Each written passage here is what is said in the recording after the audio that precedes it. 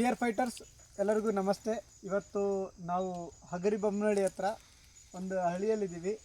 ರೈತರಿಗೆ ಒಂದು ರಿಸಲ್ಟ್ ಬಂದಿದೆ ನಮ್ಮ ಭೂವಿಟ ಕಡೆಯಿಂದ, ಭೂವಿಟದ ವತಿಯಿಂದ. ಆ ರಿಸಲ್ಟ್ ಏನಂತೇಳಿ ನಾನು ಸಂತೋಷ್ ಸರ್ನ ಕೇಳ್ತೀನಿ. ಸಂತೋಷ್ ಸರ್ ನಮಸ್ತೆ. ನಮಸ್ತೆ ಸರ್. ಸರ್ ಯಾವ ಊರು ಸರ್ ಇದು? ಇದು ಹಗರಿಬೊಮ್ಮನಹಳ್ಳಿ ತಾಲೂಕು ಮಾಲ್ವಿ ಸರ್. ಇದು ಮಾಲ್ವಿ ಸರ್. ಆ್ಯಕ್ಚುಲಿ ಈ ಗದ್ದೆಗೆ ನಮ್ಮದು ಭೂವಿಟ ಹಾಕಿದ್ರಲ್ಲ? ಹೌದು ಸರ್. ಅಂದರೆ ಈ ಮೆಕ್ಕೆಜೋಳಕ್ಕೆ. ಹೌದು ಸರ್.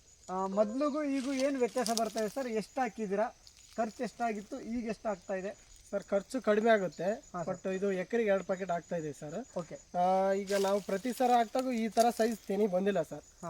ಈಗ ಜಾಸ್ತಿನೇ ತೆನಿ ಬಂದಿದೆ. ಅದರಲ್ಲೂ ಆ್ಯಕ್ಚುಲಿ ಇದು ಮಳೆಗಾಲ ಅಲ್ಲ, ಬೇಸಿಗೆ ಕಾಲ. ಬೇಸಿಗೆ ಕಾಲದಾಗ ಇಳುವರಿನೂ ಕಡಿಮೆ ಬರುತ್ತೆ, ತೆನಿನೂ ಇಷ್ಟು ದೊಡ್ಡದಾಗಿ ಬರಲ್ಲ ಸರ್. ಆದರೂ ಚೆನ್ನಾಗಿ ಬಂದಿದೆ ಸರ್. ಅಂದರೆ ಬೇಸಿಗೆ ಕಾಲದಲ್ಲಿ ಇಷ್ಟು ಸೈಜ್ ತೆನೆ ಬರಲ್ಲ ಸರ್. ಇದು ಒಂದಂತೆ ಸುಗ್ಗಿಯಾಗಿ ಬಂದಿದೆ, ನಮಗೆ ಸುಗ್ಗಿಯಾಗಿ ಬರ್ತದೆ ಸರ್. ಅಂದರೆ ಮಳೆಗಾಲದಲ್ಲಿ ಬರೋಂಥ ಬೆಳೆ ಈಗ ಬಂದಿದೆ. ಹೌದೌದು ಸರ್.